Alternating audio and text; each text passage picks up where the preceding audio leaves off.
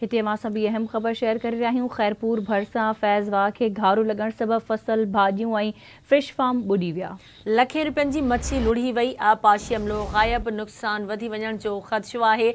आपाशी अमले जी लापरवाही सबब फैज़वा के घारो लगो आहे। मुतासिर ॻोठाणनि जो इहो चवणु आहे।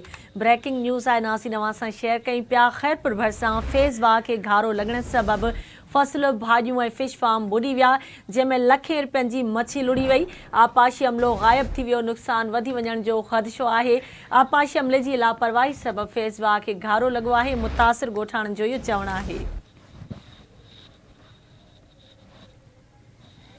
खैरपुर मां अवां सां ख़बर शेयर करे रहिया आहियूं। फैज़वा के घारो लगण सबब फसल भाजियों ऐं फिश फार्म बुडी वियो आहे। लखे रुपयनि जूं मच्छी लुढ़ी वई। आपाशी अमलो गायब, नुक़सान वधी वञण जो ख़दशो। तफ़सील मालूम कंदासीं। असां सां लाइन ते मौजूदु आहे शकील जावरी।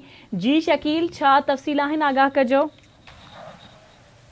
बिल्कुल खैरपुर भरसां फैज़वा के घारो आहे। घारो वधी 20 फुट खां बि वधी वियो आहे, जंहिं सबब जेको आहे इलाइक़े में जेके 100 एकड़ मुख़्तलिफ़ फसल, खजनि जा बाग, सब्जियूं, जॾहिं त केतिरा ई जेके मच्छी जा फार्म आहिनि उहे बुॾी विया आहिनि, जंहिं करे मक़ामी माण्हुनि जो जेको आहे करोड़े रुपयनि जो नुक़सानु थियो आहे। उन हवाले सां मक़ामी माण्हुनि जो चवणु आहे त हिननि बर वक़्तु जेको आहे आपाशी अमले खे इतलाह कयो, पर हिन वक़्तु ताईं जेको आहे आपाशी अमलो वाक़े वारे हंधि न पहुची सघियो आहे, जंहिं करे जेको आहे नुक़सान वधी वञण जो ख़दशो आहे। मक़ामी माण्हुनि जो चवणु आहे त आपाशी जो अमलो जेको आहे, आपाशी जो जेको इंजीनियर आहे, उन्हनि जी लापरवाही सबबु खैरपुर ऐं भरपासे वारनि इलाइक़नि में वाहन ऐं छाकुनि खे मुसलसल घारा लॻंदा आहिनि, जंहिं करे जेके ग़रीब आबादगार आहिनि या जेके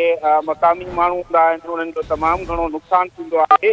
मक़ामी माण्हुनि पारां वस वारनि खां नोटिस वठी सख़्त कार्रवाई जो मुतालबो कयो वियो आहे। जी ठीकु आहे, मुंहिंजी महिरबानी शकील अपडेट करण लाइ।